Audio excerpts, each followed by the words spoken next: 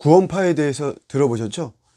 세월호 사건의 배후에 유병원이라는 사람이 있었는데 그 사람이 이제 구원파의 한 분파의 교주였죠.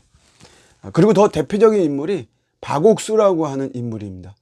요즘도 이렇게 보면은 그 신문, 일간 신문 광고면에 아주 대대적으로 광고를 하죠. 그러면서 자기가 집회를 하고 거기 오면 죄사함에 대한 어떤 성경 강해를 들을 수 있다. 마치 기독교의 굉장한 비밀인 것처럼, 복음의 비밀인 것처럼 그렇게 이야기를 하는 사람이 있습니다. 대표적인 구원파인데요. 그런데 이제 내일 히브리서 설교를 하는데 왜 구원파에 대한 이제 이야기를 하는가?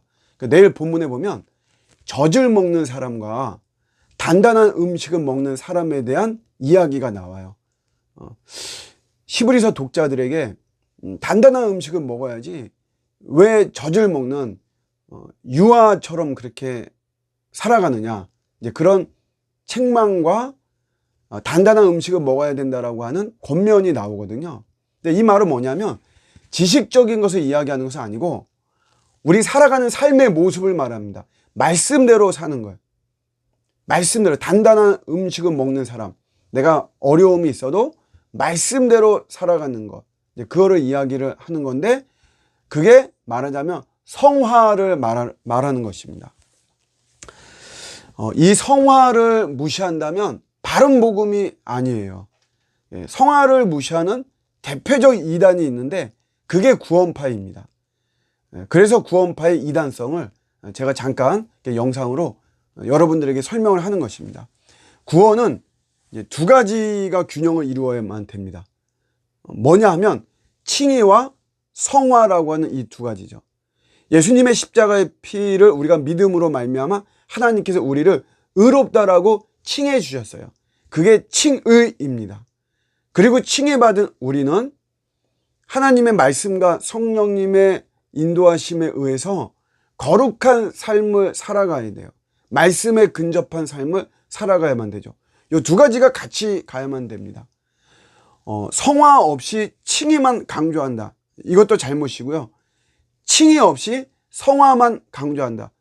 이 말은 뭐냐면 예수 믿지 않고 예수님을 인정하지 않고 내가 착하게만 산다. 이거는 뭐 근본적으로 우리에게 구원이 없는 것이죠. 칭의와 성화는 분리는 될 수 있지만 구별은 될 수 있지만 이 분리를 해서는 안 되는 것이에요. 근데 구원파의 이단은 뭐냐면 이 성화를 무시하는 거죠. 성화를 인정하지 않아요. 칭의만 이야기를 하는 것입니다. 얼마 전에도 제가 구원파 성도를 이렇게 만났는데 사모하고 같이 만났어요. 그 사람이 제가 목사인 걸 아니까 저한테는 차마 물어보지 못하고 우리 사모한테 언제 구원받았느냐 그런 거를 물어보더라고요. 구원파는 그런 거를 굉장히 강조하거든요. 너가 언제 구원받았느냐, 구원받은 건 날짜, 시간 이런 거 굉장히 따지는 거예요. 그렇지만 우리가 여러분 물리적으로도 이렇게 보면 내가 내 생일이 근데 모를 수도 있죠. 뭐 바쁘다 보면 내가 내 생일 모르고 지나가는 때가 많이 있잖아요. 그런다라고 해서 살아가는데 문제가 있느냐? 문제 있는 것은 아니거든요. 구원도 마찬가지입니다.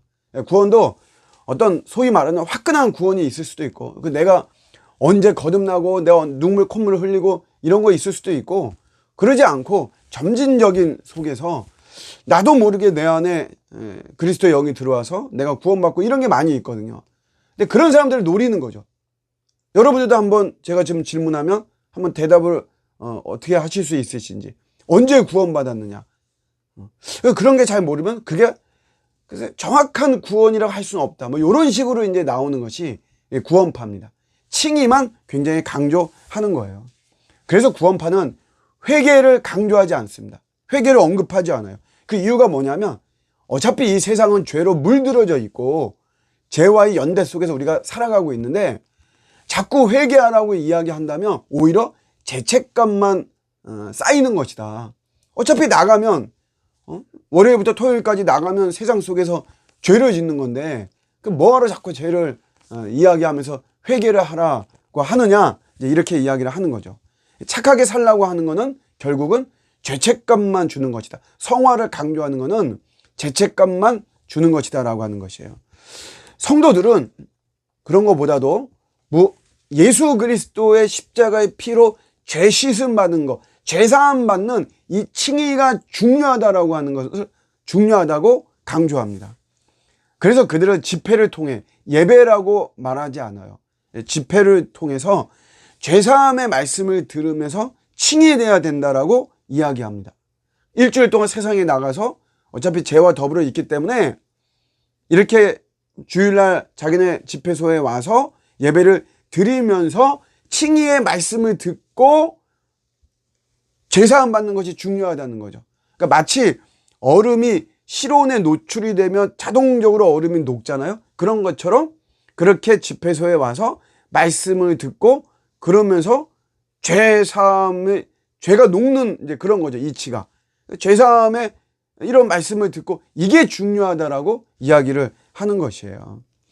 오로지 죄사함, 칭의가 중요하다고 이야기하죠. 그래서 그들에게는 하나님께 영광을 돌리는 삶, 이런 게 그다지 중요하지 않아요. 착하게 사는 삶, 그런 게 그다지 그렇게 중요하지 않습니다. 성령의 열매를 맺는 삶, 그런 것도 그렇게 강조하지 않아요. 이런 삶에 대해서 굉장히 소극적이죠. 오히려 그렇게 살려고 하면 죄만 쌓는다는 것이에요. 그래서 그런 것이 성도들에게 중요한 것이 아니다. 성화를 최소화하고 부정하죠. 어차피 죄인은 죄 사함을 받아야만 하는 운명이라는 거죠. 그거 안 받으면 안 된다는 거예요. 엄청 강조하죠.